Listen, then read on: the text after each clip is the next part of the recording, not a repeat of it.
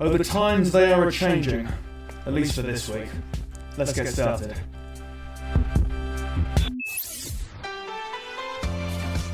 they are going to win! Pierre Gasly wins the Italian Grand Prix! 3 cars going wheel to wheel as Perez is caught by Charles Leclerc and there's 3 cars gone off! It's a DNF for MAX!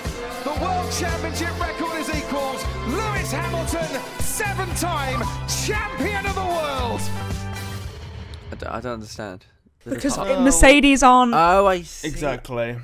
You've got Red Bull leading both. Sorry, I thought you went the tyres they are No changing. times. No times. I see. Yes. I see. I thought you were going in the Mercedes digger. Oh no, I could have, but too kind. Are they? Do we know if the pit stop is over yet? Because last time I checked, It never was stops, mate. It never stops. They were on 2 days at this point trying to get that tyre off.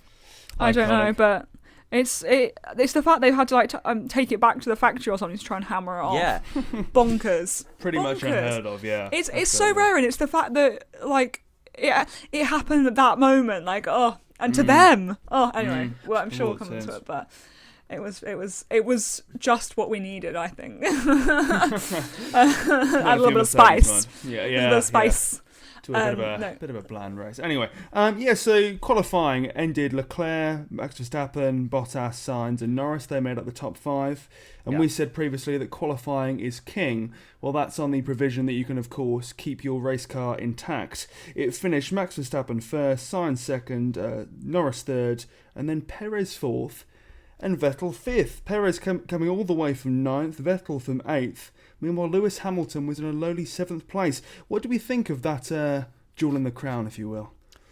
Well, I think we should start a new segment on this podcast called Aged Like Milk, where we can go back and listen to all those things that we said last week. Can't we, Liv? Lewis Hamilton was going to be on pole, I believe, and then followed by Bottas, as we suggested. Oh dear. Oh dear. So, before you start pointing fingers at us and going, I thought that wouldn't happen, and look at me, I'm contrary to everything you say, and therefore I got lucky. Do bear in mind that Monaco throws up all such surprises, and Hamilton was having a particularly bad day. Now, I thought it might be close between Verstappen and Hamilton, but what I didn't prepare myself for was the speed in which Ferrari would go round that track. It's crazy. I did say it may be 4th, but so I wasn't expecting a first. I don't think anyone was expecting. I don't think Charles was second, at least, predicting that it was going to be that fast. Hence why he slammed it into barriers. I mean, it's a brave move, though, isn't it? Right? I think we should talk about qualifying. And do you think what do you think about that incident? You seem to be hinting that you think he did it on purpose. No, of course I don't think he did it on purpose. Well, he might have done it on purpose. I don't think he would have risked the car if he's on pole, because at the end of the day, even if Verstappen and Sainz had got in those quick laps that were happening behind him, third would have been fantastic for him. I don't know. I don't see him doing that, especially with when a third would have been fantastic, and also it's not worth damaging the car, as we can clearly see. But I know a lot of people said that he might have done so.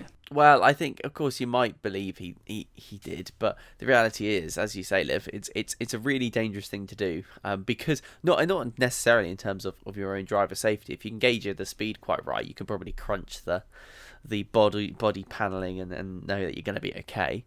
But the dangerous thing to do is, as you say, it's the day after when you actually want to use the car for the race, and all the damage to things like, I don't know, a gearbox, the engine, and it just makes a mess for the rest of the team as well. But if you were of that mindset of you would do anything to win, you might well park it into the barriers to prevent anyone else from taking the top spot. So it was a little bit cheeky, but at the end of the day, karma came round. Why Ferrari if he'd done it? Yeah, because I think his reaction was quite telling when they asked about the gearbox and they asked about would the car be ready and would it avoid a penalty and be able to start, and he looked over, grimaced and goed, I don't know. I think we were thrown really by Ferrari literally saying on Saturday night, there is no serious damage to the gearbox, which how they can make that claim, I will never know. And Aged like milk. Absolutely. It's so poor that they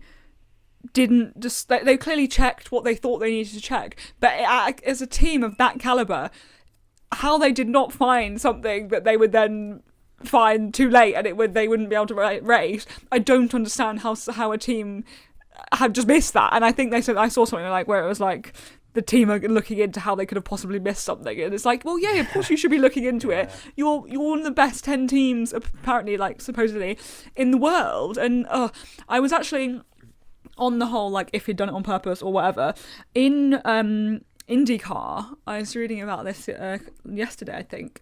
In IndyCar, they have a rule that your time is deleted if you're the one who caused the red flag during qualifying. So it stops people doing that. Like, I suppose you could get a teammate to do it. But in IndyCar, your team, car, like Alfa Romeo. Exactly. But in IndyCar, whether he'd done it on purpose or not, that would have been it for him. So it's interesting that, I mean, lucky I suppose that isn't the case. But you know, the FIA may consider doing that in the future. I'm not sure. But I say congratulations to him on the pole, because I believe that he wouldn't have done that on purpose. And obviously we'll come on into a minute how gutting the next day was for him. But on that, at his home race, you know, in a year where Ferrari haven't exactly been excelling, you know, they've done well, they've done better than last year, but they weren't up at the front yet. And to achieve that pole, I think was really fantastic and good for him, really. And his curse continues, doesn't it, at Monaco? You know, you've got Max Verstappen smashing yet another sort of curse circuit for him. But the fact that you were the fastest car on track and then, you know, you crash into the barriers you think, oh, okay, Ferrari will take the penalty. He could get a few points looking at how well Sainz did and how well the car was performing. You know, it's not the fastest, but in terms of sort of slow speed downforce, it's up there with the very best, as qualifying would suggest. But I mean, not just taking the penalty, you know, surrendering the car. It's amateurish, really, and it baffles me how Ferrari can keep on making such basic errors like this. You know, it's one thing to go and, you know, have a bad pit stop here, or get strategy wrong there, or, you know, have an illegal engine, etc. But to go, nah, looks fine, we won't change it, and then there be literally no pole sitter on Monaco, you literally couldn't write it, in my view. Well, exactly, and this is the continuation of the tried and tested Ferrari strategy, consulting the Magic 8 Ball. And yet again, it didn't quite work out for them. Sometimes it does, and sometimes it doesn't. As I said, I think before, maybe they trade it in for a Ouija board and see if that works slightly better. But I think the problem is they took the risk of let's just start, because I think there was a conversation in Ferrari which went something along the lines of, we can't see anything that's wrong. If we start in pole and Charles is a bit slow, can Verstappen get past? No, he can't, because we know that it's really difficult to overtake. And so I think if it was any other track, they probably would have swapped the gearbox. But I think Ferrari gambled on the fact that they would, if there were any issues, there would be sort of minor, perhaps the gear selects wouldn't be quick or whatever. And so they just took the gamble. And we don't know how many times gambles like this actually pay off. I mean, I suppose one might say that in the previous race, Mercedes' gamble to get Hamilton's onto new tyres in the 21-second gap could be amateurish if it didn't pay off. So I think it was just bad luck, and I think it was gutting for Charles Leclerc. I mean, if I was Ferrari, I would have changed the gearbox, taken the 5-second penalty, and started in 5th, and maybe, knowing that you're so fast, gone for the overcut, which was incredibly powerful during the race, and then maybe got up to 3rd. I mean, that's still a podium position. That's what Norris did, yeah. Absolutely. And so there is definitely ways around it, but I think Ferrari wanted that glory. They saw Charles Leclerc, saw that it was his home race, and thought, you know what, even if it goes a bit wrong, we can deal with this during the race. I don't think anyone realised they wouldn't even make it round to start in pole. So, I mean, the real question is, does that mean Charles even got pole position? He didn't, did he? Because to get pole position, you actually have to start on pole. So, yeah. I think it's classified as on the starting grid that's what he achieved. But yeah, what's interesting, we were talking about the fact that the pole sitter didn't even start, and there was obviously a blank spot there for him. What was interesting is that the same thing happened. Well, not it wasn't the same reason, but the same thing happened in F2.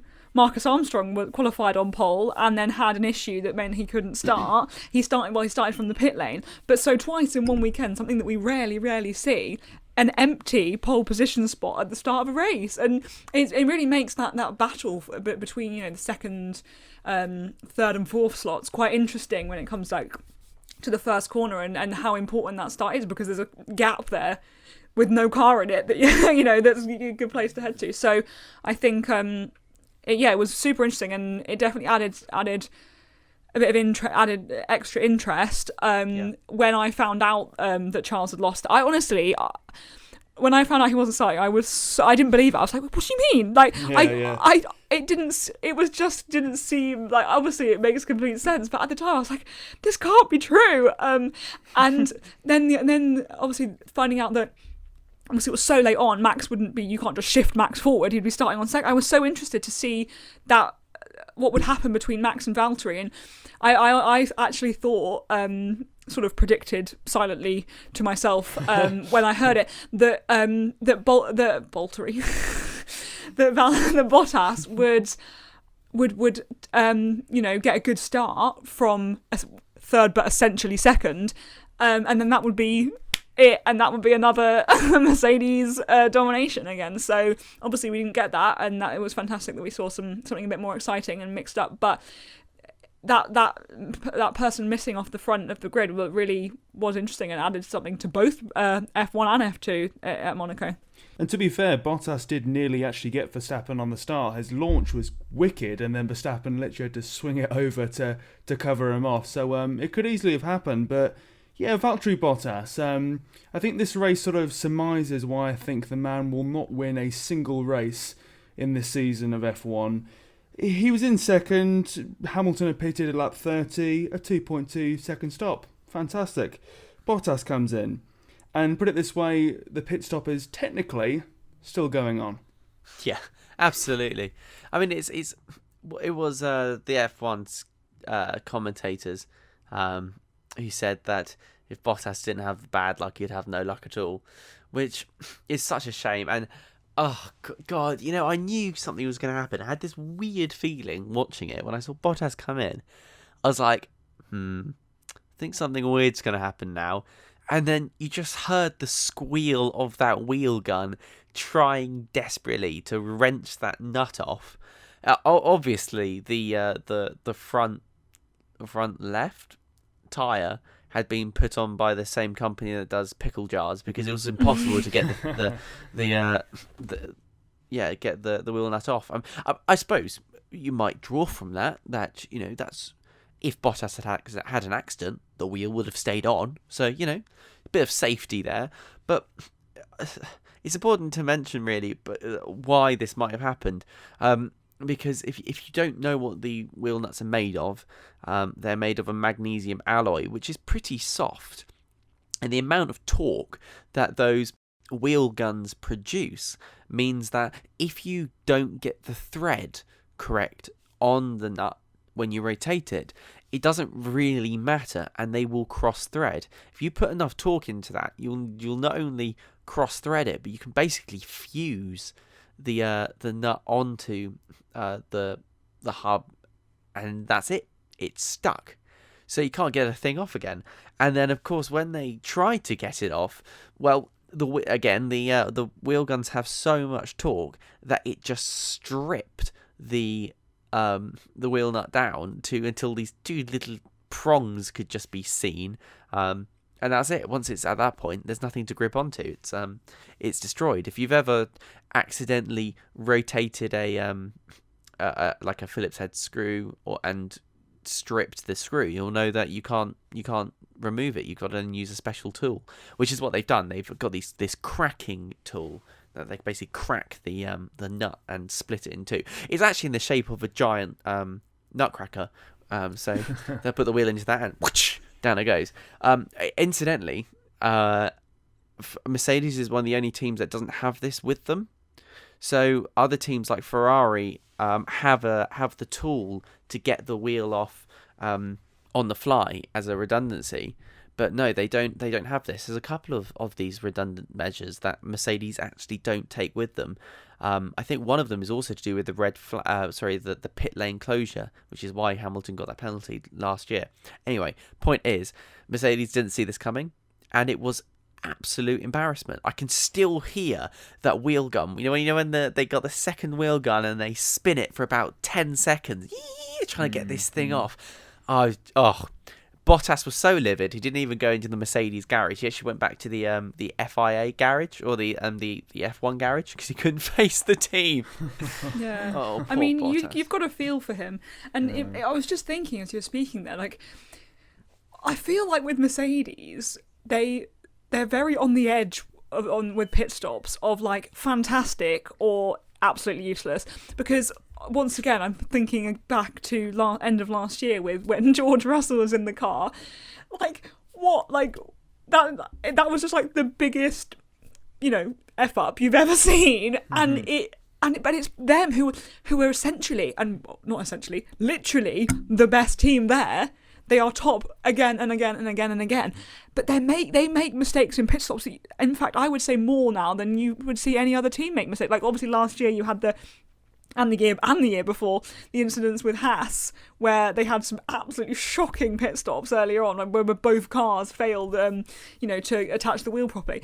But in the past, if you think genuinely, in the past sort of 6 or so months, I would personally say the worst pit stops we've seen have come from Mercedes. Some of the best have also come from Mercedes. You mentioned some great ones for Lewis, but they're not consistent at all now I think about it. So yeah, what a shame for Valtteri, but it definitely made the race more interesting. There's nothing quite like that absolute fear when you're watching a pit stop. The fear of the and panic in the team when you see whether it's something that's gone wrong, like we saw with George Russell's pit stop, or where there's absolute like panic. Someone's running around backwards and forwards. It's the wrong tyre. They're like, it's a hectic situation, quite like no other, but it added so much to this race. And I think, as you mentioned earlier, Tom, it added so much this race needed it. Like, I wouldn't say it was boring compared to other ones, because it was actually a decent Monaco Grand Prix, but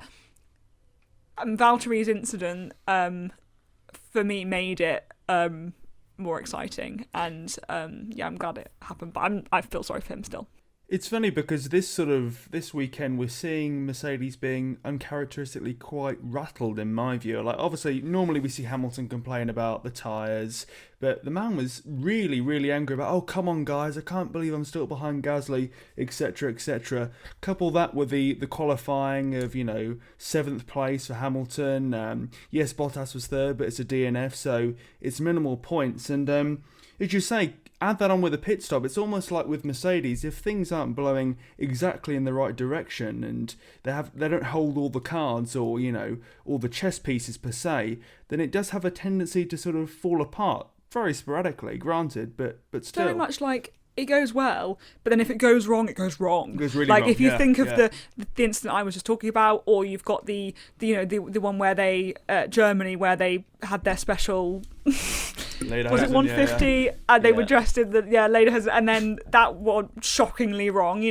They seem to either 90% of the time, thankfully for them, do fantastically well, but when they go wrong, they go wrong, and that was one of those occasions. Maybe it's because a team had a throwback thing going on, and then of course we had the Williams one as well. That was just it. Apparently, Mercedes' Achilles' heel is when any team starts doing a throwback thing. So all the teams need to do is a continuous throwback thing, and there you go, there'll be a back of the grid behind Haas. But unfortunately, I think Mercedes did look like a really good midfield team this weekend, but it's important to emphasise that this isn't necessarily just because they are poor, but actually because Hamilton couldn't do his usual thing, which is get back from the brink of disaster up into sort of second place, because it's Monaco.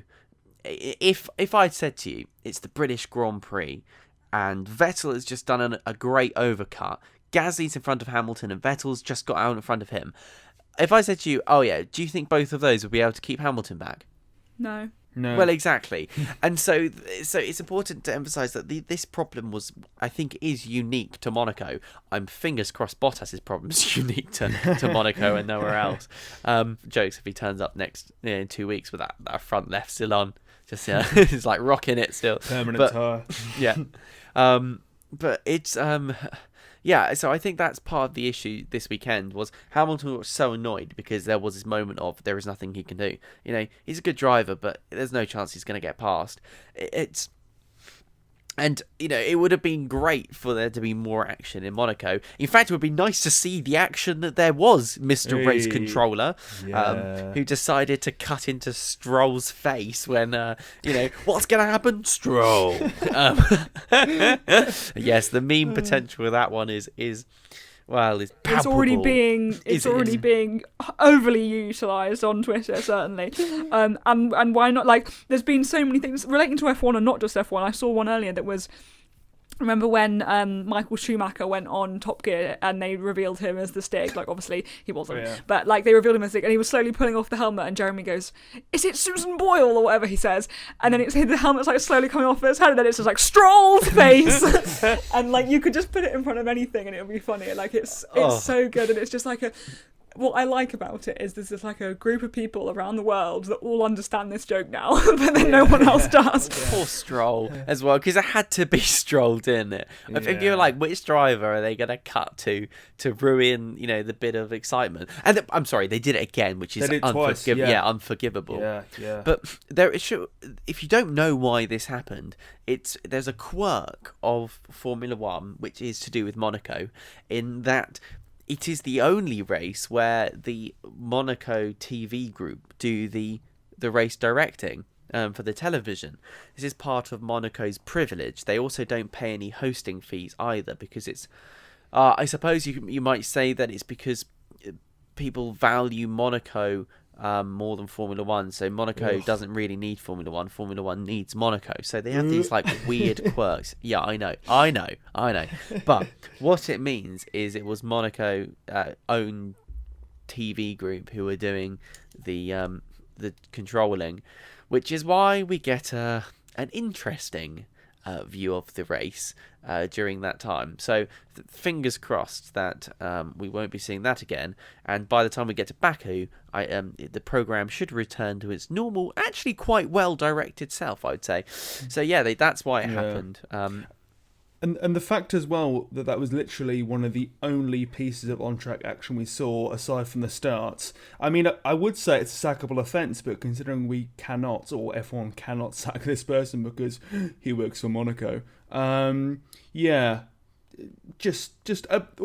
fact as well is they corrected it for the YouTube video, for the highlights that I watched before this. I was waiting for Stroll to pop up again, but they had absolutely no shame and decided, no, we'll actually show you the footage, which if they had some bottle, they'd have kept it exactly as it was, but there we are. It's certainly, hopefully makes the point that maybe shouldn't be happening in the future. But as you say, Tristan, if it's in the contract, it might be quite difficult to change. But we're speaking about this racing action between Vettel and Gasly, and I thought this is a perfect time to ask you guys about Sebastian Vettel. And obviously this was a really, really strong day for him, and even qualifying in 8th, I was quite impressed. I was, good as we're going to get, I'm really, really good in the fact as well that Stroll was 13th in quali shows, it's not just the car was performing quite well.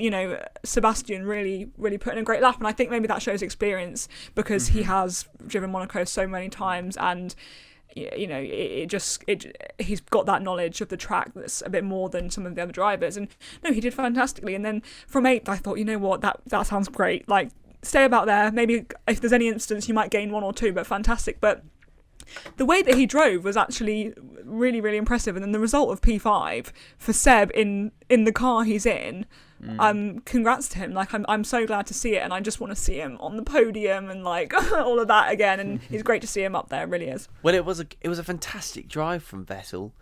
And I think what I alluded to earlier, that the overcut worked really nicely in Monaco, and absolutely did. This is one of the things that Hamilton started whining about on the radio. Told you I could go longer on my tyres. My tyres feel great, which is a very weird thing for Hamilton to say. Bono, my tyres feel great. Oh yeah, Bono, they feel so good. Why did you put me? Sorry, Hamilton, but it's got to be said.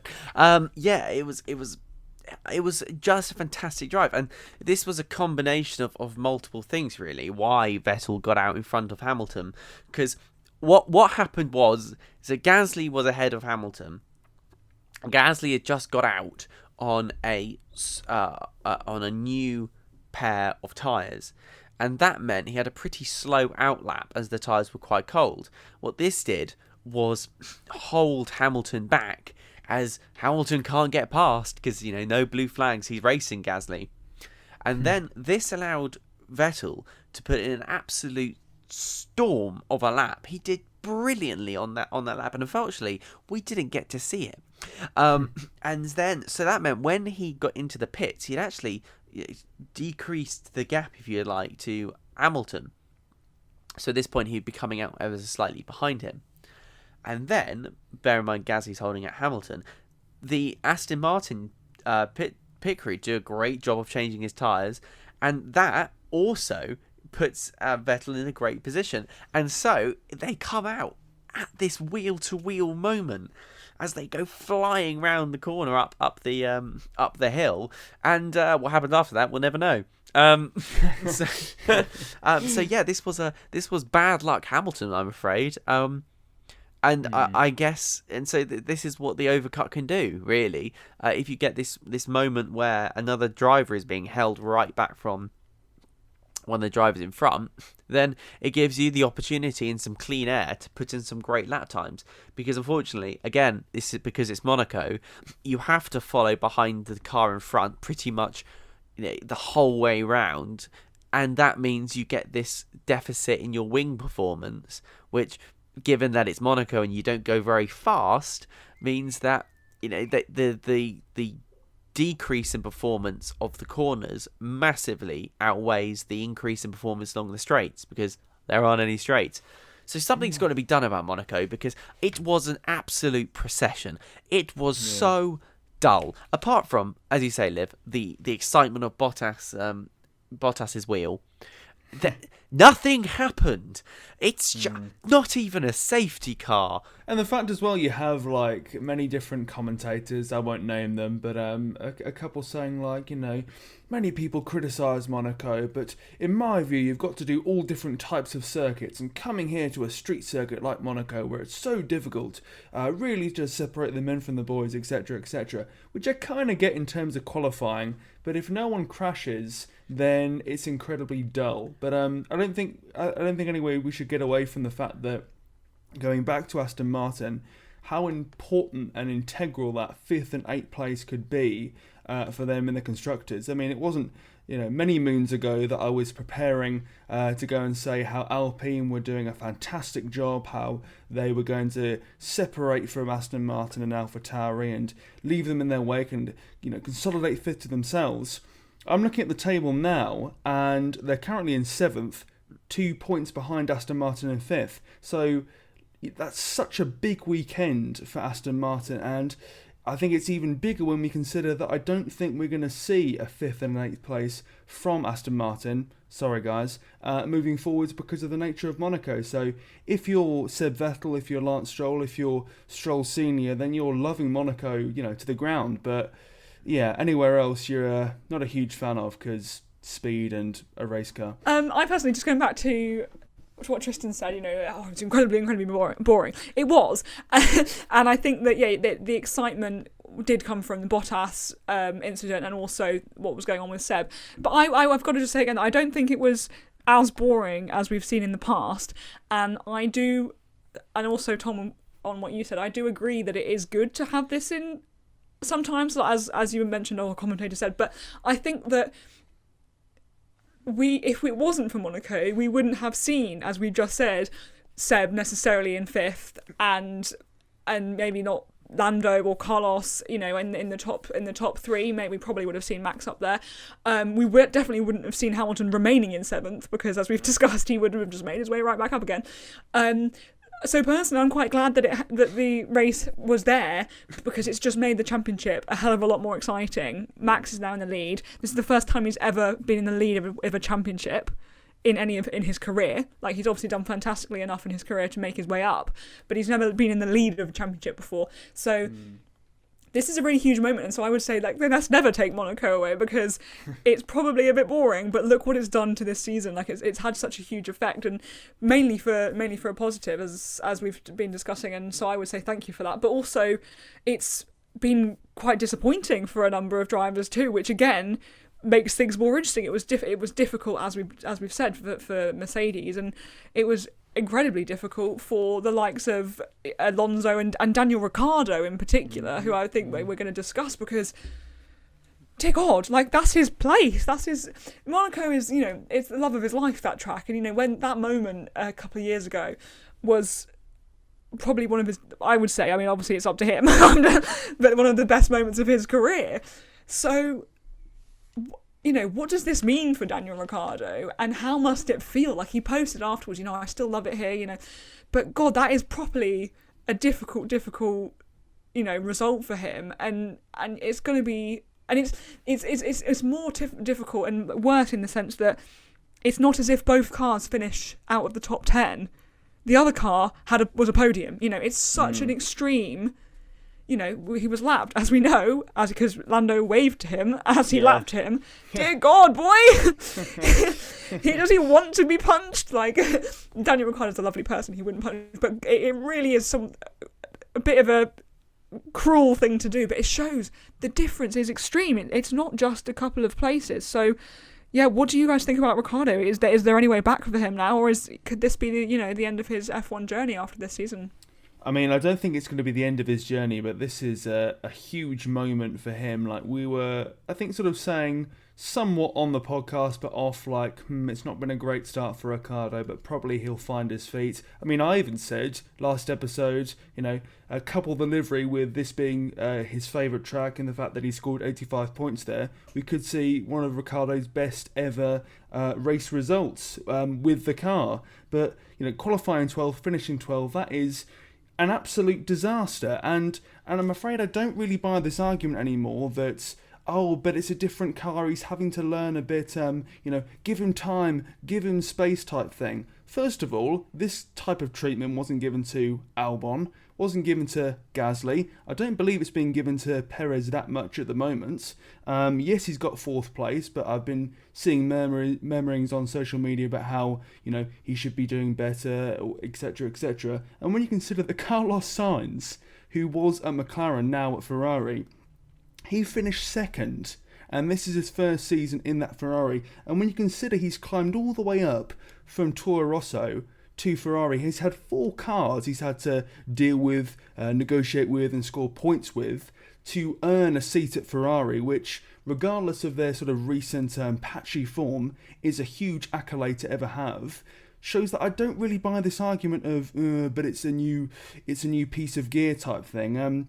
I think really, if this wasn't Ricciardo and he wasn't sort of a big personality in the paddock, that he'd be getting a lot more criticism than he's currently been getting, in my view. But that may all change now. This may be a watershed moment, and part of me thinks it's kind of warranted, really. Well, Tom, the thing about Ricciardo is it's a new car. You've got to give him time. Nice. No, I kind of feel what you mean, but I suppose it's difficult, isn't it? Because who knows? Who knows what's going on? I expected more from him. I did, but there were a lot of good drivers this weekend. Giovinazzi, for example, was up there. Absolute outstanding drive from him.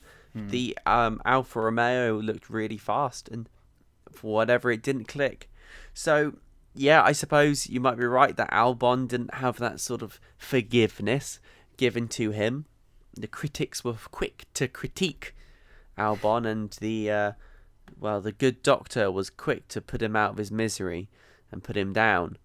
Luckily, McLaren is a family-friendly ordeal, who are wholesome as anything. In fact, I really enjoyed seeing Christian Horner and Zach Brown being congratulatory towards each other for the successes that they both had in Monaco.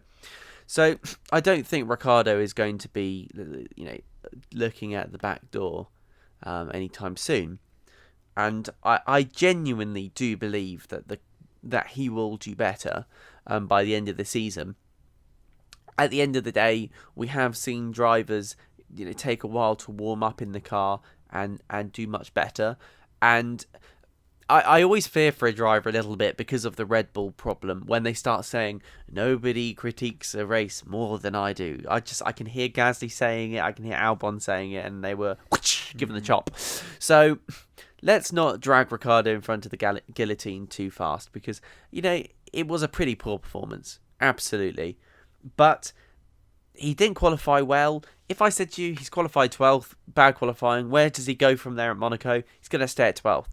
I still stand by the fact that Monaco's qualifying is the most important thing. I got super hyped for Saturday because of that, and we were sitting there in front of the TV watching qualifying going on, and the Leclerc's in the lead, brilliant. Well, that means he's going to win the race. Obviously, that didn't transpire, but fact of the matter is Monaco is such an outlier in terms of how well a car does or a driver does that you can't really draw anything from it. It would have been nice to see a safety car or something just to mix things up, but no, Mazepin, this was your moment. You didn't take it. You could have done something. Although actually Mazepin was like one of the cleanest drivers of all the weekend. So fair play to him. He did what he needed to do. He got out the way really nicely actually, and didn't mess up anything. So maybe he's learning a little bit. I'm super excited for Baku because that's a street race you can really get your teeth into. I can't wait. It's like 11 days or something ridiculous. But Monaco. Let's just get rid of it. Or just skip Sunday. I just argued the case. I know for you did, but look what it's done to the championship. Ugh. Anyway, okay. Hold on a minute though. Yeah, it's fine. It did something to the championship, but Liv, come on. It's it'd do something to the championship if Hamilton got unwell for 2 months, but it doesn't mean we want that to happen. Just because it made a difference this time isn't a case for it remaining in the calendar. Mix it up a bit. Come on, something's got to be done because it was dull as dishwater. I mean, unless you're actually going to Monaco, who's looking forward to Monaco? I do. Okay. I was looking forward to it.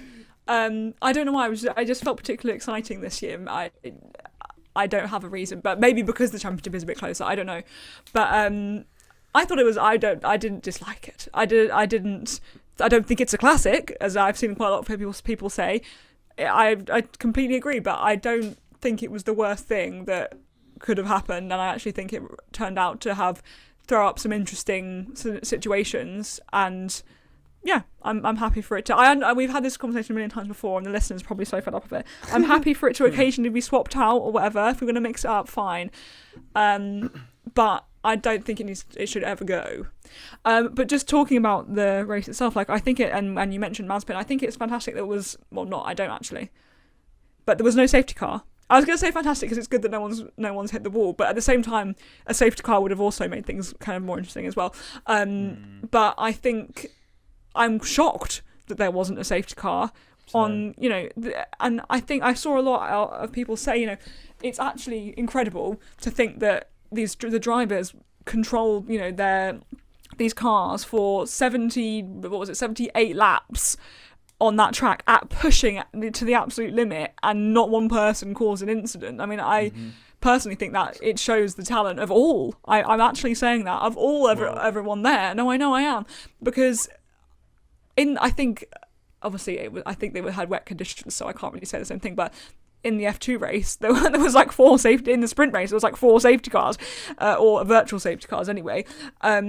So it was impressive in that sense, but maybe not what we wanted a bit of safety car. We wanted a bit of rain, but I just think it's worth noting that I reckon everyone was surprised about the fact there wasn't someone in the wall or the swimming pool. Yeah. I wouldn't feel too bad Liv saying that, you'd like to see someone hit the wall. I suppose the nice thing about Monaco is that it's such a slow track that, someone clips a sausage curb or something. I did actually think when we cut to Stroll, I thought he ran over the sausage curb and then just slammed it into the barrier. Which is why we were seeing it. Yeah. No. Maybe they jumped the gun. Maybe they thought that was going to happen. But anyway, so yeah, it was a bit. It was an unusual one, and again, add it to the segment aged like milk. There'll definitely be a safety car at Monaco, won't there? Oh yeah, there will. Always. Oh yeah, I'll make it interesting. This is what I'm saying. It surprised us. So let's hope Baku continues to be a race that throws up some interesting things. It is the only race that if I don't watch it live, I set a plus 3 hours on the recording. Because sometimes we've had hilariously long races from Baku. So with Monaco behind us, I think this is a good moment to reflect on the fact that this is the first time for 3 or 4 years someone else is leading the championship.